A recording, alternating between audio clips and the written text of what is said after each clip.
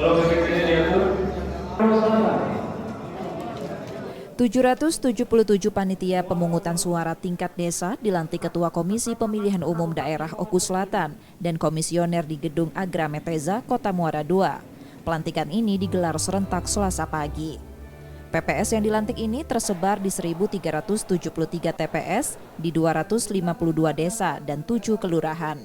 Setiap desa terdiri dari 3 anggota PPS yang dalam tugasnya akan mengumumkan daftar pemilih sementara hingga mensosialisasikan tahapan pemilu di tingkat desa atau kelurahan.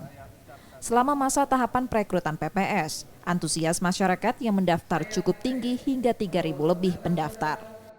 Bahwa PPS yang baru saja dilantik ini akan segera bekerja, kami tekankan dalam melaksanakan seluruh pekerjaan tahapan dari penyelenggaraan pemilihan umum tahun 2024 yang akan datang ini dengan penuh rasa tanggung jawab, dengan baik, dengan disiplin dan tentu saja mengedepankan norma dan etika sebagai penyelenggara tetap berpegang pada integritas kita sebagai penyelenggara.